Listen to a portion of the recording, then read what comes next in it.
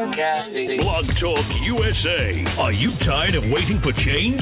1012, and it gives me 1,250 feet. Exit. Announced the arrival of the flight from Los Angeles and Chicago.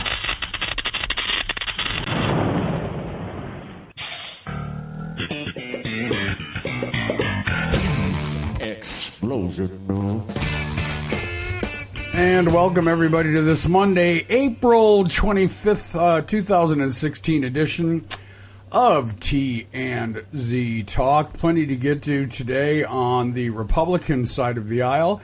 We may dip our toes in the water on the Democratic side, but the reality is all the real drama or reality TV drama is on the GOP side. Joining me now is my co-host, friend, compatriot, and professor, not to mention mentor or perhaps tormentor, Richard Zombeck, the Z in T&Z.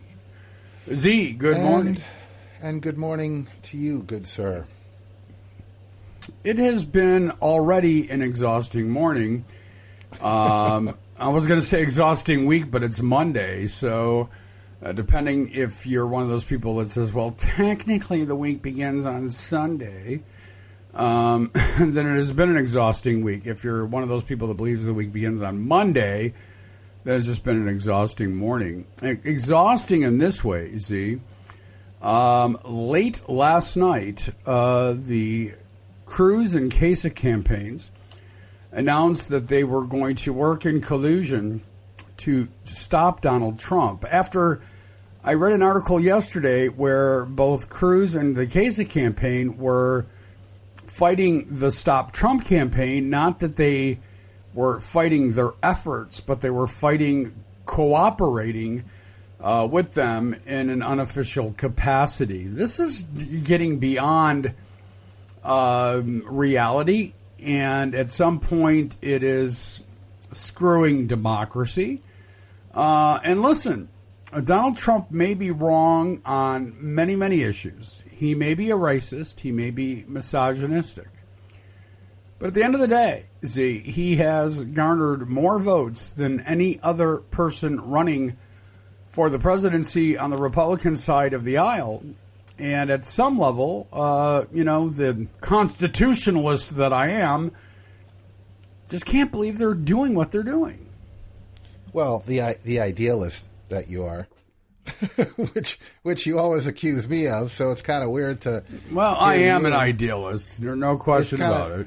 Kind of weird to hear you going down that road, because I mean, this is something we've talked about ad nauseum, and that doesn't seem to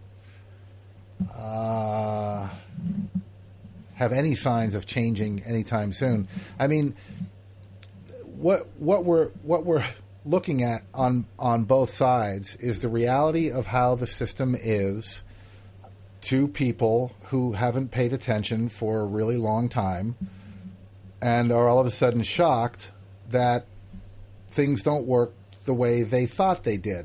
And we're not, the rules are there. So, it's one thing to sit there and say, well, and I watched this guy today. I can't remember his name, but he's a youngish looking guy on Morning Joe, who basically has taken the tack of, well, but these are the rules, so I don't understand what the problem is.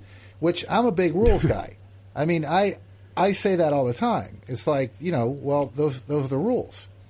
And, I think I told the story about, my mother with our pétanque court, which is like a French version of bocce ball, that she had her own written rules in her own handwriting, and they weren't the official rules, but they were her rules, and it was her yard, so that's the way it was going to go, regardless of whether or not they were fair or not.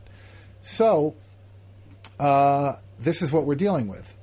We're dealing with an electorate that hasn't paid attention for a really long time, thought that things were one way, and the perception is, in fact, that things are completely different from how people thought they were, and it doesn't look good.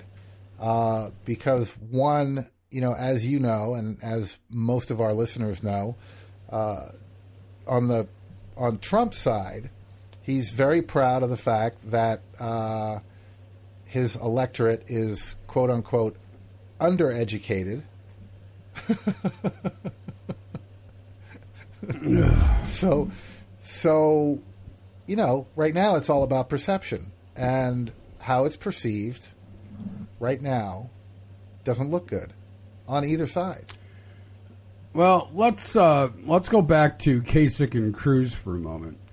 For those that aren't familiar with what was agreed to, Kasich is going to bow out of doing any campaigning in Indiana with the idea that then that means more people will vote for Cruz. Cruz has agreed not to campaign in, I think, Oregon and New Mexico, giving Kasich the opportunity to win those states. The problem, of course, and again, if you believe the polling, and you don't have to, and I've got reason to be suspicious about it nonetheless, Donald Trump is winning in those states. Now, not by huge margins, the three I mentioned, but certainly he'll pick up the lion's share of the delegates during tomorrow's primaries. And Ted Cruz will be officially mathematically eliminated as of tomorrow night. And so, again, my concern is for, if you want to talk about the rules, I understand they're different in primaries than they are in the general election. We also know that the Republicans change their rules every presidential election cycle, and oftentimes they do it right before the convention, and they do it in a way that really supports the presumptive nominee. Well, that left them in a bit of a kerfuffle last week when the Rules Committee met, and yes, there it is, and decided not to make any significant changes to the rules for fear that the riots that have been promised by Donald Trump, although he denies that he has called for them, which is, again, another Trump lie, is something that now concerns them. Listen, I'm no fan of RNC Chair Reince Priebus, but dude, I wouldn't want to be him right now. Yeah, no. And I mean, I'm not a fan either. I mean, I think he's a little weasel. There you go. Thank you. It was going to be worse. I thought I'd save you a bleep. Yeah, I was going to have to mark down the time and go back, and it's just a big pain. But, he's in a bit of a pickle when it comes to this. Because, again, perception. And really, I mean, just to be fair, the perception that we're talking about is that if Donald Trump doesn't make the 1237, he is being... What the rules say was if you don't make the 1237, then you essentially don't get the nomination handed to you. And 1237 is a majority of the delegate votes, meaning that it's over 51% of the total delegates. But the way this is played out is the perception is if he gets, for example, 1150 and Cruz gets 800, well, then you could argue that Donald Trump had a majority of the delegates. And most of the people who voted for Donald Trump, and maybe even some that didn't, would agree with that argument that, well, he got a majority of the delegate votes, so he should be the nominee. But the written rules are quite different in that you need 1,237 of the total delegates in order to get the nomination. So it really does come down to perception. Well, one of the members of the Rules Committee last week publicly stated that if Trump had 1,100 or more delegates getting into the convention, that he should be given the nomination, that it would be clear that he was the preferred choice of people that voted. And again, we can sit here and argue about this all day long, and it wouldn't be tough to do that. I get a little tired, and you and I may even disagree on this. I get a little tired of people saying, well, what's the difference between that and superdelegates on the Democrat side? Well, there is a significant difference in that the Democrats don't change the rules every 4 years based on who the presumptive nominee is. And so, I don't know. This is just so freaking wrong on so many levels. And it has nothing to do with delegates at this point. It has to do with being selfish. And at some level, and I know you read the article, Kasich and Cruz never talked to each other about this. Their campaign managers are the ones that put this deal together. And isn't this kind of Kasich's way of saying that he prefers Ted Cruz over Donald Trump? Because Cruz would, I would think, if it were to come to a contested convention, win over John Kasich. Yeah, and I think most of the Republican Party is holding their nose with that too. I mean, there was they were running some tape over the weekend too, and earlier this week, of Cruz basically saying that it was mathematically impossible for Kasich to win, so that he should drop out because he can't. And then Carr, I can't remember her first name right now, from MSNBC, kind of threw that in his face and said, well, you were telling him that he should bow out if it's not mathematically possible, and now it's not mathematically possible for you, so by that same argument, shouldn't you drop out? So, what do you think Cruz's response to that was? Well, it's interesting. I'll give you three guesses, and the first two don't count. Right. Well, I had found some audio of wacky Maine Governor Paul LeGage, and he is one weird mofo,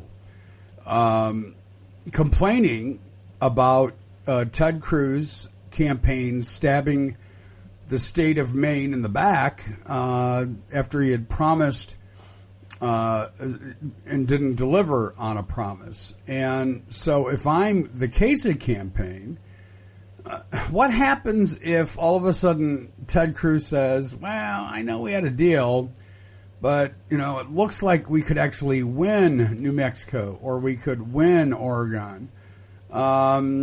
So, I had momentum in Indiana. I won it because you stepped aside.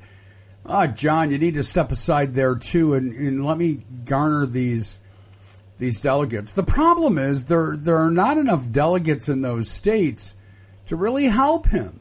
That's the part that I don't quite honestly get. And I think you need to take a look at where this race is headed. And, to me, it sends a very clear and an unsubtle message that Donald Trump is going to win.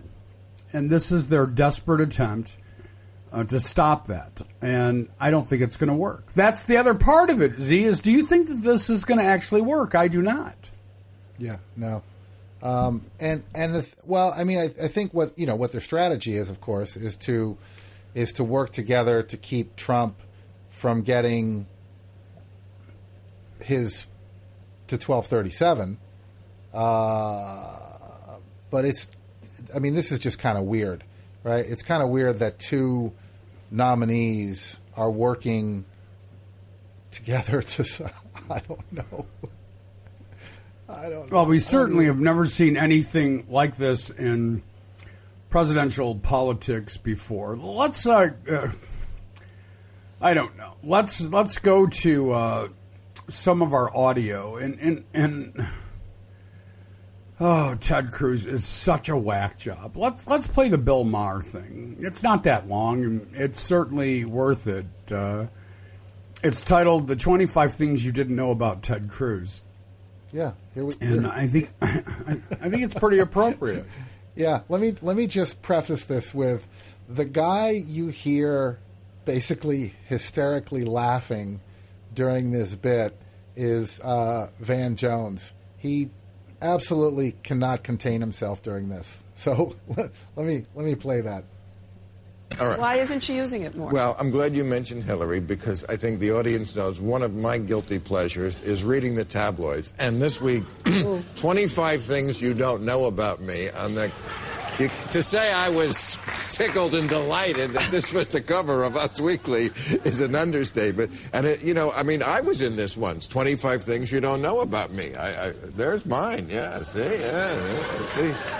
Okay, so like Hillary, some of the things, I love to snack on hot chili peppers, and I put hot sauce on everything. That was an actual controversy last week, but she actually does. Bill Clinton proposed to me twice before I said yes. The first time was about a threesome, but...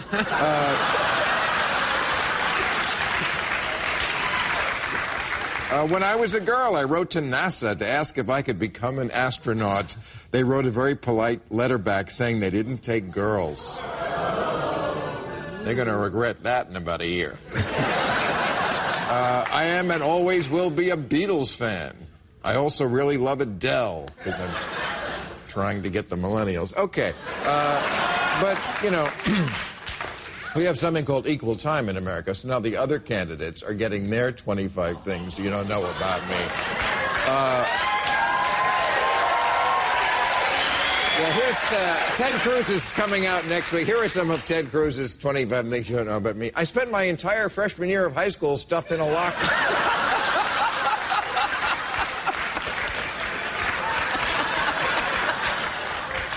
As a child, I used to imagine what it must be like to have an imaginary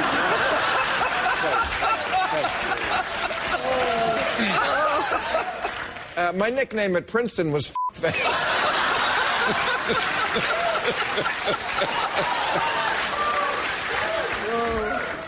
My favorite Beatle is whoever your favorite Beatle is, if it would help you like me. Mirrors don't show my reflection. He is.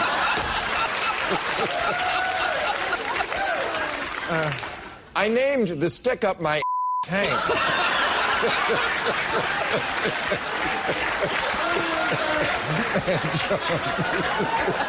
Here, Van, take some of your heart medication. You're gonna be off the air, man. Why? What'd you hear? My Cuban half once robbed my Canadian half at knife point. My children love to play hide and seek, sometimes for weeks at a time. Jesus once descended from heaven just to punch me in the face. And, of course, I smell with my tongue. All right. I could listen to that all day long. I'm going to guess that 50% of those are true. Yeah, now let's guess which 50%. Yeah, exactly. I mean, I could listen to that literally all freaking day long. Yeah. You know, it just it blows my mind how clever that man is. Yeah, it was just funny. I mean, I'm glad I turned my microphone off, because then people wouldn't have heard what we were playing. I don't know. It's just such insanity ensuing within the Republican Party. And you know, Z, let's be honest about it. Even if, let's say, Cruz or Kasich ends up being the nominee, let's say one of them wins the presidency, one of them doesn't win the presidency. How many generations before the Republican Party reestablishes itself? How much damage does this do to the Senate and House races? What does this do to true conservatism that has always defined the Republican Party in the modern era? You know, there are a lot of questions that are forced at this point. No matter who the nominee ends up being, the GOP is absolutely screwed up the butt. Yeah, they're cooked. I mean, they'd have to be, right? I mean, we seem to have had this conversation before. I mean, we had. Yeah, but it gets more real every time we have it. It gets deeper and more real. Yeah, the weirdness just it just gets weirder and weirder with time. I mean, and the thing is too is I think what a lot of people I think fail to consider also is that while Trump is a complete lunatic, Cruz is infinitely more dangerous for the future of this country. I mean, his ideas. I don't see any of the presidential candidates on either side being able to get any of the things they want done with the amount of contention there is in Congress and in the rest of the country, right? I mean, it just seems to be nonstop. We're going to block everything that you possibly want to try, and it's just never going to happen, and blah, blah, blah. So it really, regardless of who gets in, none of the agenda is actually going to come to pass. But the things that Cruz has in mind for how this country should work and what the future should look like is really scary. I mean, really scary. No question about it. We're talking Sharia law scary.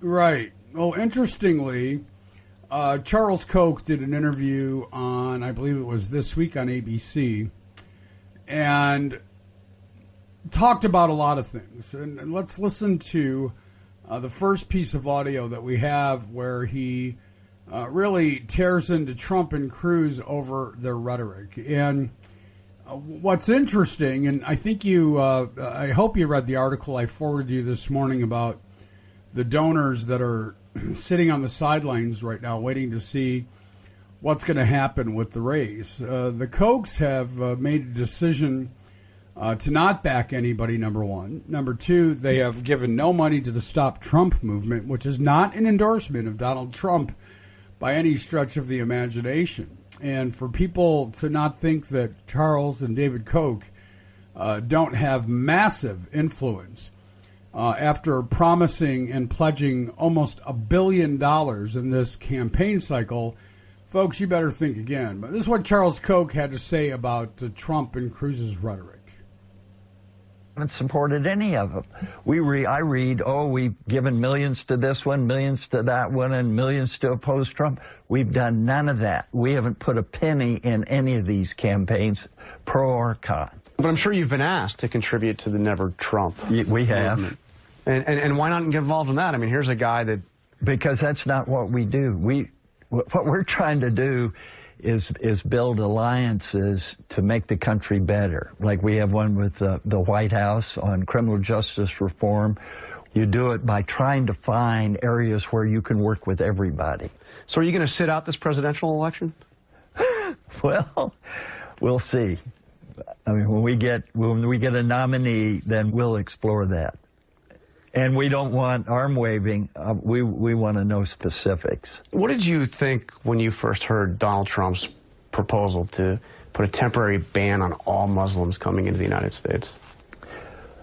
Obviously, that's antithetical to our approach. But what was worse was this: we'll have them all register. That's reminiscent of Nazi Germany. I mean, that's monstrous, as I said at the time. And when you hear another top presidential candidate talking about making the sand glow and carpet bombing in the Middle East. Well, that's got to be hyperbole, but I mean that a candidate, whether they believe it or not, would think that appeals to the American people. This is frightening. When you look at the presidencies of George W. Bush and Barack Obama, which one in your view was worse? I know you don't like either one. Well, no, I would compare it to more toward Bill Clinton. Just in spending and regulation, the government grew much more under Bush's administration, who was, I think, a fine person and tried to do the right thing, but was misguided. And got us involved in a war that you adamantly opposed. And tried to create democracies in countries where that's counterproductive. Am I hearing you correctly? You think Bill Clinton was a better president than George W. Well, Bush? in some ways. In other ways, I mean, he wasn't an exemplar. Yeah. But as far as the growth of government, the increase in spending on restrictive regulations, it was 2.5 times under Bush that it was under Clinton. So is it possible another Clinton could be better than another Republican? It's next time around? It's possible. You couldn't see yourself supporting Hillary Clinton, could you? Well, we would have to believe her actions would be quite different than her rhetoric. Let me put it that way. Some of the Republican candidates, before we could support them, we'd have to believe their actions will be quite different than the rhetoric we've heard so far. Charles Koch. Now, the idea that they would consider supporting Hillary Clinton in and of itself is interesting. We can have that separate conversation in a little bit. But to really call out Donald Trump and Ted Cruz for hyperbole, for Nazi-like dialogue, these are men that yield amazing influence. Again, had pledged almost $1 billion in this election cycle and just admitting they have not written any checks. Imagine being a candidate knowing that money's sitting there and yet not having access to it. Can you imagine? Now, I think I sent you, and I did, that article about the funders sitting on the sidelines. Kasich, Cruz, and Trump doesn't count in this because he's largely self-funded to this point, are raising money at a very anemic level. In fact, one of the most striking things in that article, Z, was when they reported the money that the 7 PACs that are supporting Ted Cruz raised. In a month, Bernie Sanders raises in a day. Yeah. In a day. Yeah, I know. Think about that. Hillary Clinton has more cash on hand than Kasich and Cruz combined. Yeah. And let's ask ourselves a question. You and I have not had this discussion. Donald Trump will not be able to self-fund a general election campaign. There's no way he can do that. I mean, it's just not realistic. It's going to take millions upon millions of dollars that earned media will not get him what he needs in a general. And so when you stop and take a look at what Hillary and Bernie have done raising money versus what Ted Cruz and John Kasich have done, it's kind of embarrassing. Well, and you have to wonder, too, is if it comes down to Trump or Hillary, will that $900 million that the Koch brothers have, said that they would put into this election, would they be swayed by, maybe throwing some of that money Hillary's way, right? Just out of not wanting to have Trump. I think it's quite possible. I mean, not just probable.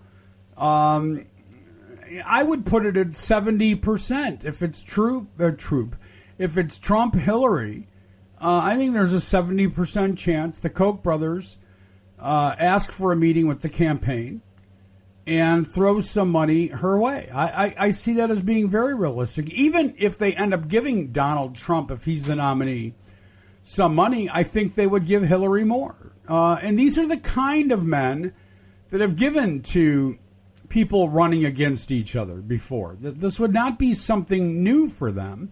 And oftentimes they do it to send a message that they gave this one as an example $100,000, where they gave that one $1.5 million, sending the message who they truly support.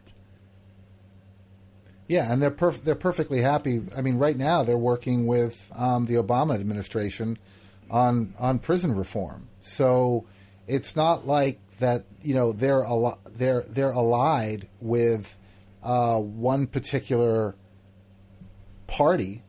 They're paying for causes. Wow, I can't even believe we're having this conversation. But we are. Yeah, just absolute insanity. So let's go back, or let's not go back. Let's go with the new Donald Trump, who, in my opinion, is the same as the old Donald Trump.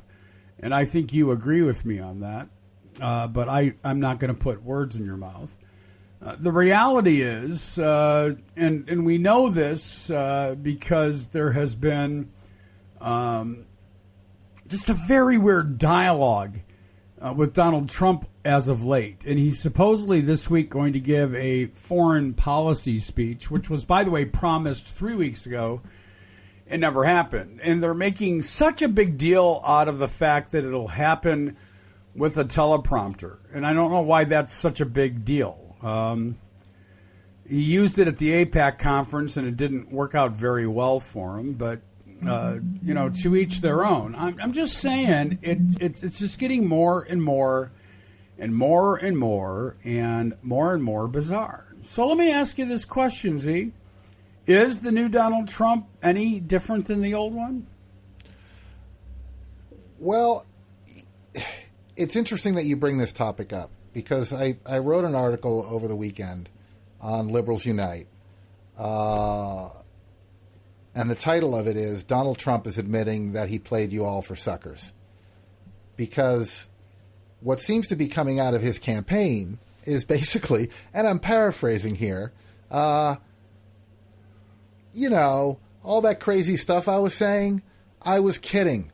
It was all an act to get people to like me. I really didn't mean it. I mean, this is what Paul Manafort's saying.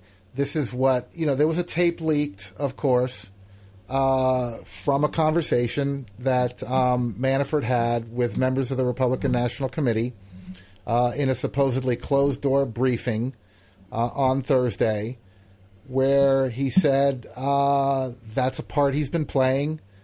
The part he's been playing is evolving, and a part that and when it comes right down to it, he's a completely different person. Now, this started with Ben Carson about a month ago, with Ben Carson saying, oh, no, Donald Trump behind closed doors is a very cerebral, nice kind of guy that's very thoughtful in how he says things. And even Trump is out on the campaign. He's saying, hey, look, if I was presidential, you guys would be bored.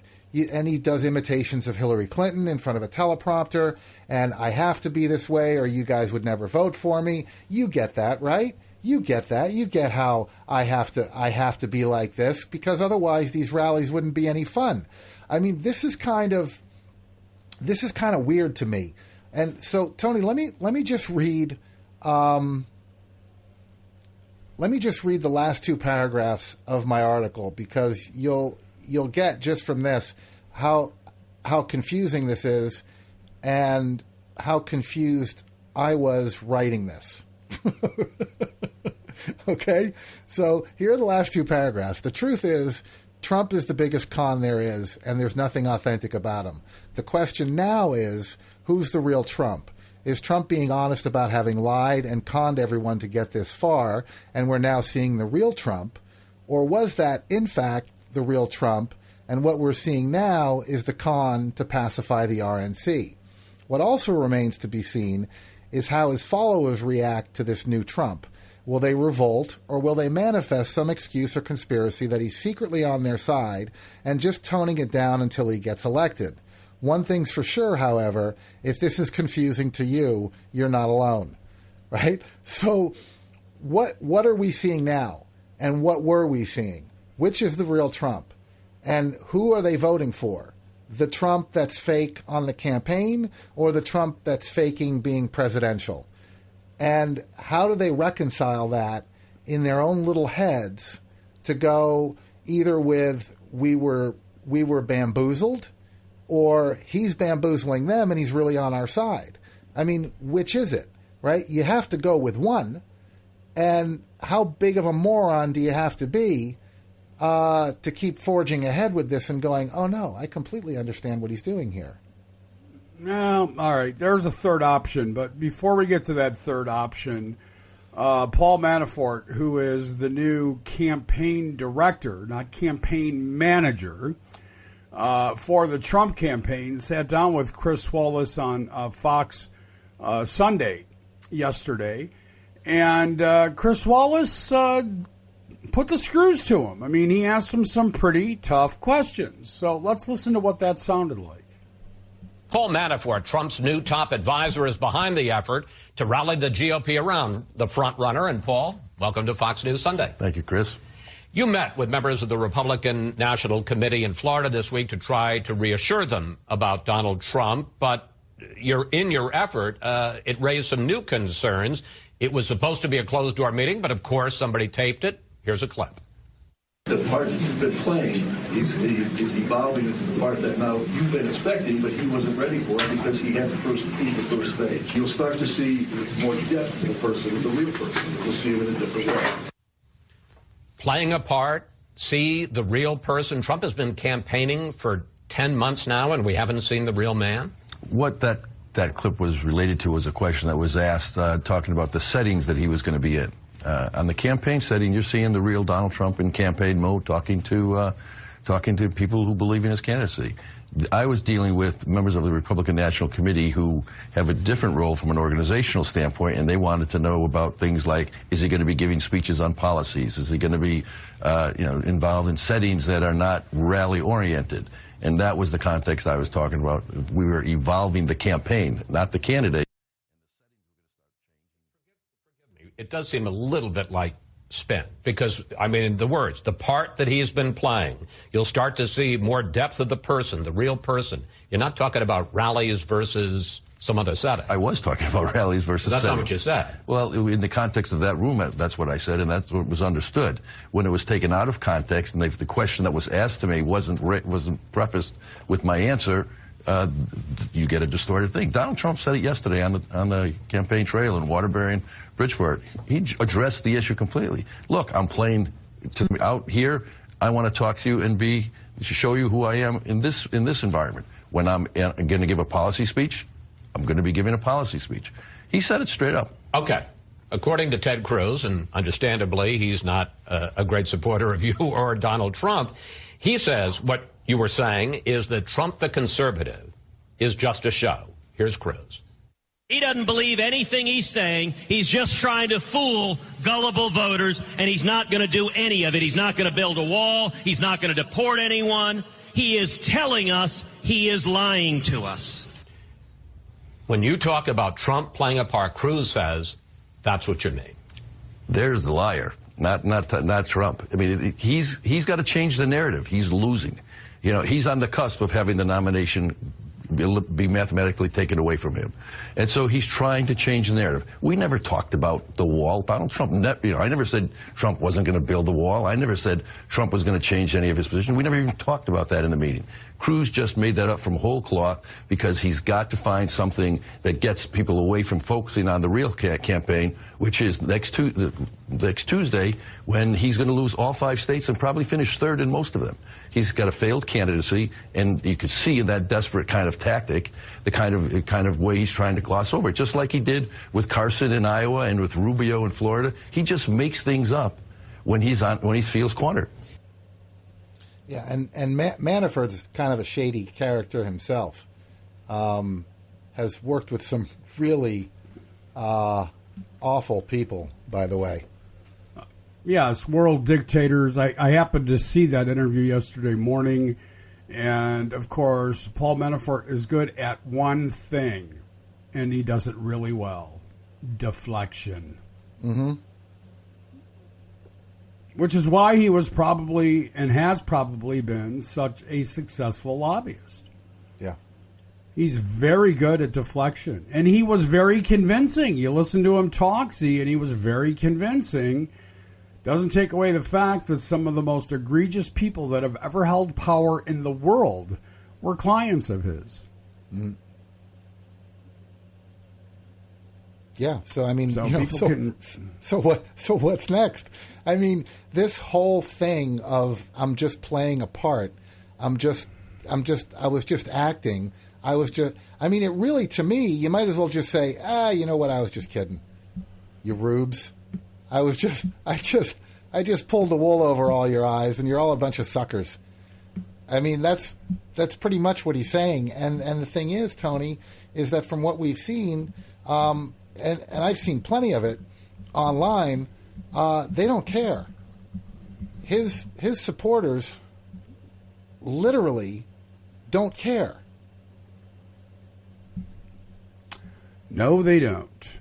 No, they truly don't. Well, let's continue on this track. Donald Trump Jr. was on with Jake Tapper yesterday as well and offered up, the Trump side of what was current. And it was interesting, and this is the same Donald Trump Jr. that, less than a month ago said, I just got into politics? Yeah, I'm a politician. Right. I'm a politician. That's what he said. We don't know how, but he'd only been a politician for a month. Anyway, this is what he had to say to Jake Tapper. Has been signaling a shift to a more restrained Donald Trump, one the Republican establishment might be better able to swallow as their nominee. But is it the real deal? And can Trump resist the public persona that has gotten him this far? And joining me now from right outside Scranton in Pennsylvania is Donald Trump Jr. Thanks so much for joining us, Don. We really appreciate it. My pleasure, Jake. How you doing? So take a look at what your father's new campaign manager told the Republican National Committee this week, according to the New York Times. Quote, addressing about 100 committee members at the spring meeting here, many of them deeply skeptical about Mr. Trump's candidacy, the campaign chief, Paul Manafort, bluntly suggested the candidate's incendiary style amounted to an act. Quote, that's what's important for you to understand, that he gets it, and that the part he's been playing is evolving, Mr. Manafort said, unquote. So, Don, you know your dad better than almost anyone in the world. What part of what we see is the part he's been playing? Well, listen, Jake, I think there's aspects of things where he'll take things to a level that they need to be taken to be able to draw attention to it. I mean, if you look at any of the issues that he's spoken about, he'll talk about them in a way that no one else has spoken about them. He'll take them to a certain level. And guess what? An issue that was taboo or no one wanted to touch, all of a sudden, people are actually talking about it. So it's not that it's an act, but sometimes he does have to talk about things in a certain way to be able to draw the requisite attention that topic actually needs.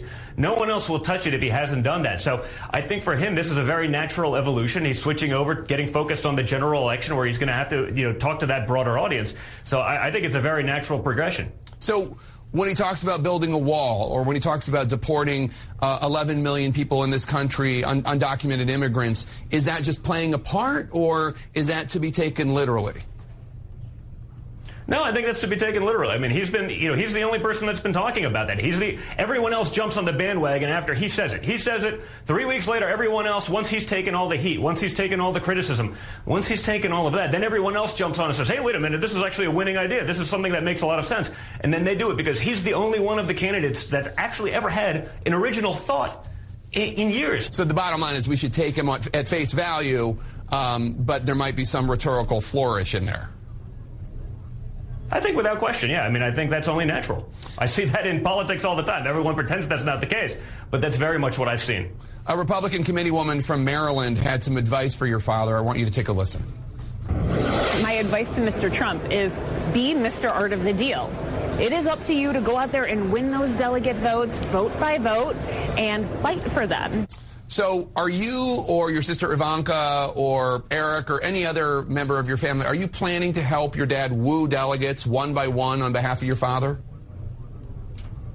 I think we'll do some of that. I think that's natural. But, I think his biggest thing is wanting to change the process. The fact that the average voter doesn't even know that their vote may not matter, or that, their vote matters, but if you don't talk about the delegates, my father could do more wooing than anyone.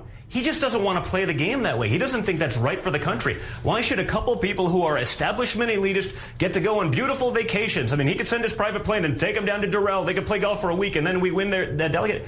That's not the way this country should be run, Jake. I'm here with 2 congressmen from the state of Pennsylvania, and we have to print out cards because every district of the hundreds of districts in the state have 3 people that could serve as delegates for us or for someone else. So you could actually win the state in a landslide. And of the 70-something delegates that are there, you only get 17. The other 50 and change, they're up for grabs for whoever bribes them. I mean, this isn't America. This isn't a country. I mean, this is the way it's been. And some of these systems, I understand, they made sense 200 years ago when everyone lived on a farm in the middle of nowhere. But I have the Library of Congress in my iPhone. I have all the information I could possibly need. Most people still have cable television and certainly access to news. They know what's going on. They don't need this archaic system. But the establishment, and the guys like Ted Cruz, they love this system because they don't actually have to appeal to the voters. They don't have to care what the voters say. They just have to go grab these umpteen people who've been party loyalists and do whatever the party says.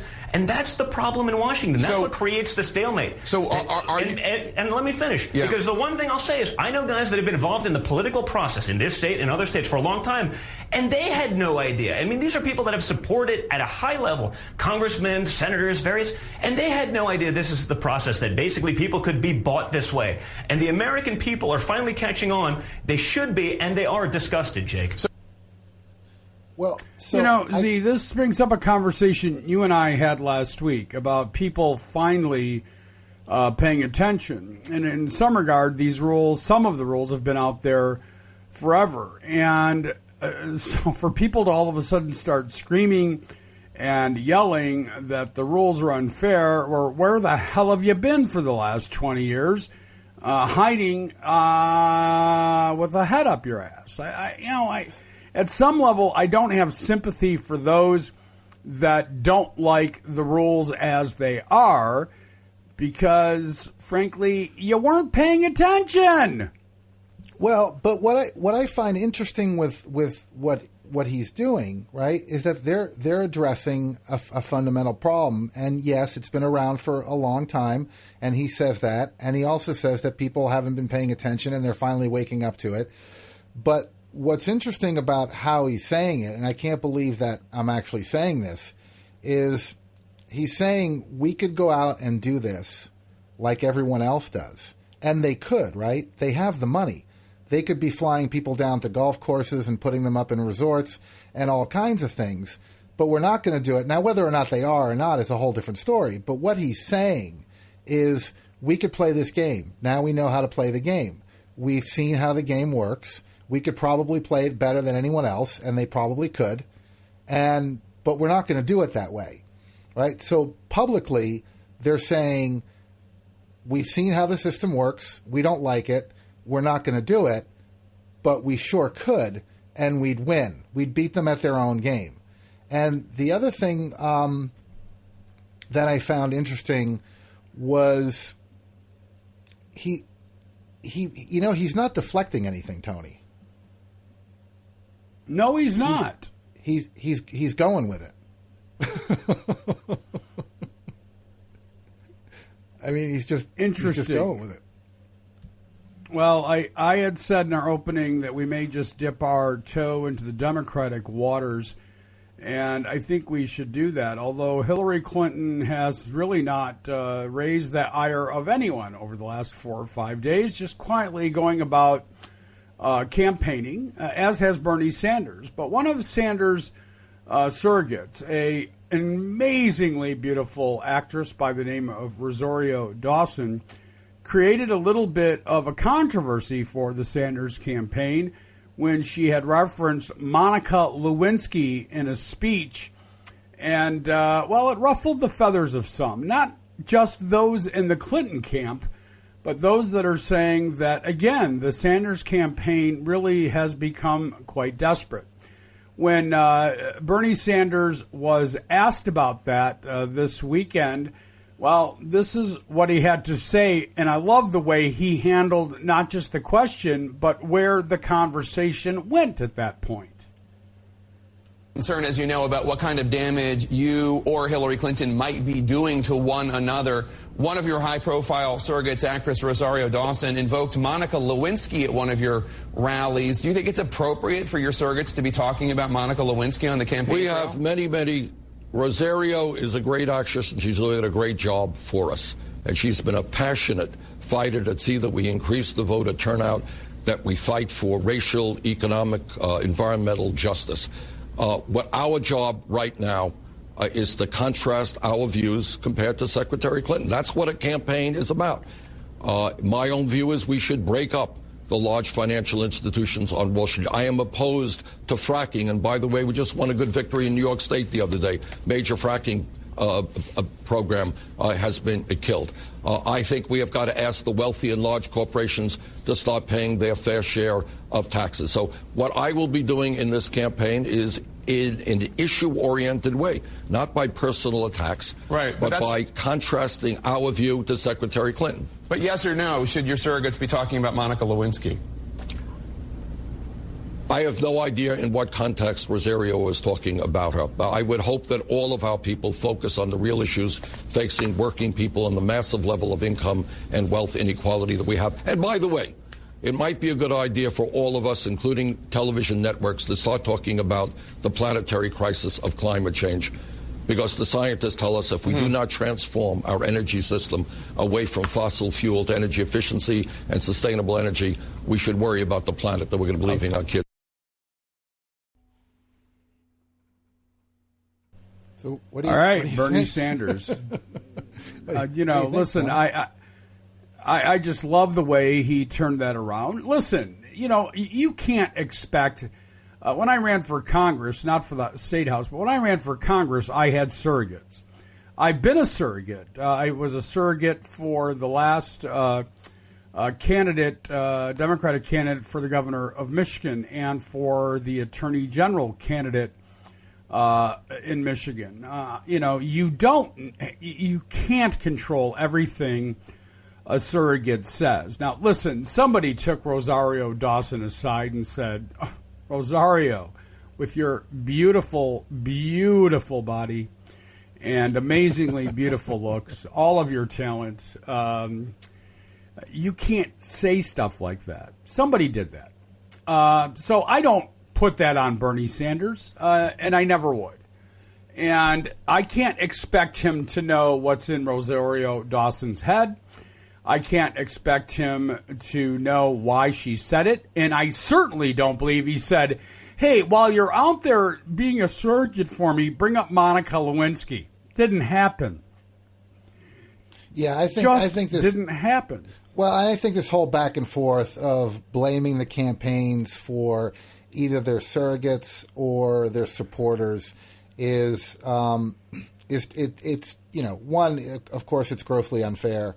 And two, it's a waste of time at this point.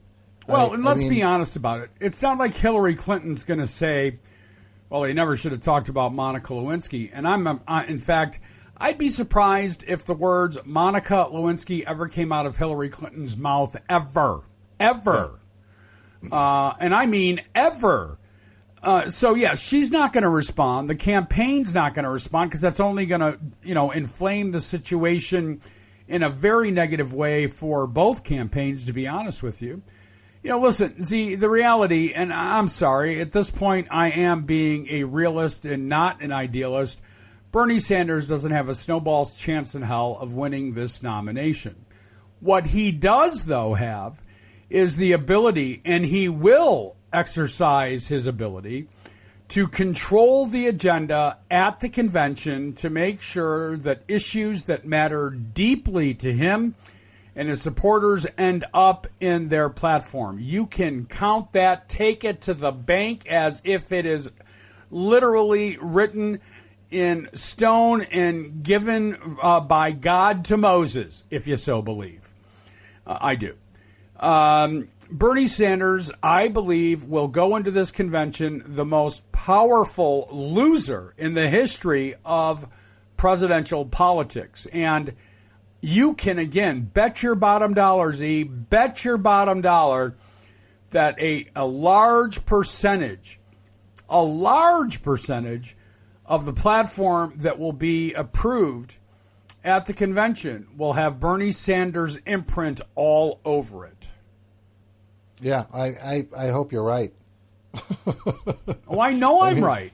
I hope Listen, you're right. I think they run the risk, the DNC runs the risk of losing millions upon millions of dollars and voters if they don't do that. And they're not stupid. They know that. Listen, they want Hillary, right? The establishment wants Hillary. They're going to get her, but they're going to get her at a cost. Yeah, and I think he's going to hang out until California at least. I mean, he's got to. Listen, even if it's clear he can't win the nomination, even if it's clear that she's got the delegates in hand before California, he'd be a fool to walk away at that point. Yeah. Yeah. Nope. I agree with you. I'm with you. He's got to put an exclamation point on this. I'm with you on that, Tony Tripiano. Well, thank you, Richard Zombeck.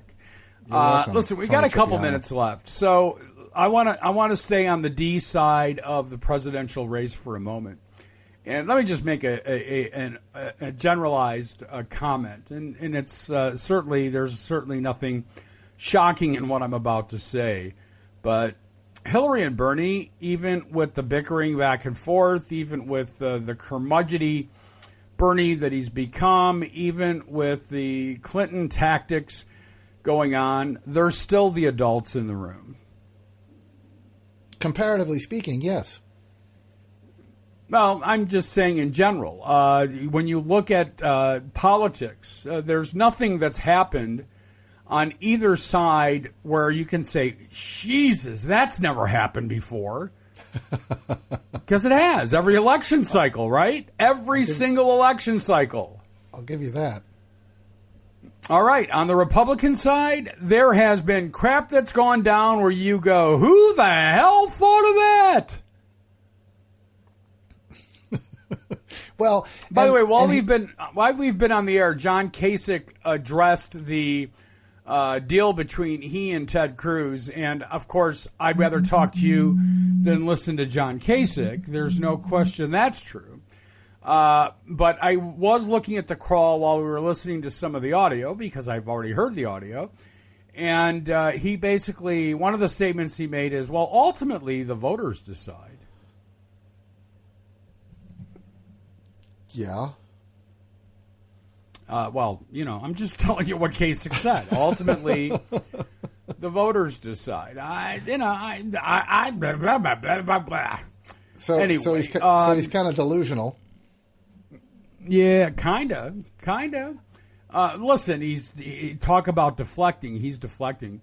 We're just out of time for today. Tomorrow, we'll take a look at the contests that are happening and what the reality is for all of the candidates. Tomorrow will not be a test of this new alliance between Kasich and Cruz. I can promise you that. If you believe the polls, and I wouldn't, Clinton and Trump should be the big winners tomorrow. But at this point, I don't go with anything but the results that come in after 9 o'clock in whatever time zone they happen to be in. See? With that said, if I were really hungry for more information about TNZ, if I wanted to donate money to this cause, if I wanted to subscribe to the podcast, what would be the best way? I mean, the very best way for me to do that. Well, funny you should ask, Tony. You could go to www. Man, am I full of crap today, huh? You could go to www.tandz.com, click on support, and throw money our way. Also, I would suggest, because it's starting to look like we are going to a purely podcast format, sign up for the newsletter so you can keep track of us. Subscribe to us on iTunes. Subscribe to the podcast. To the newsletter, go to Patreon and become a sponsor or a patron of the TNZ Talk podcast. Tony? Quick question before I wrap it up. I had uploaded some Prince tribute stuff, and it's not on our list. I may have inadvertently deleted that. You bastard. You and I will talk about that off air. I just don't know what to say. Anyway. All right, we're out of time. Yeah, I'm tired. With all that, hey, listen, the dog's getting a haircut. I had car problems this morning. I'm broke. I'm tired. Do you want me to go on? I could. Anyway, let's get out of here for today. We'll be back tomorrow again, a preview of the primaries and whatever insanity unfolds throughout the day today, and there will be some. Until then, I am Tony Trupiano. He is Richard Zombeck. To Ron Spikes, Rihanna, and everybody at Blog Talk USA for giving us the opportunity to do this. Thank you. And as always, we ask that you be well. Oh yeah, can you feel it? Just over the credits, just riffing now. Words and chords. Not the poetry and the real thing, but not bad for an ad-lib. Not good, but...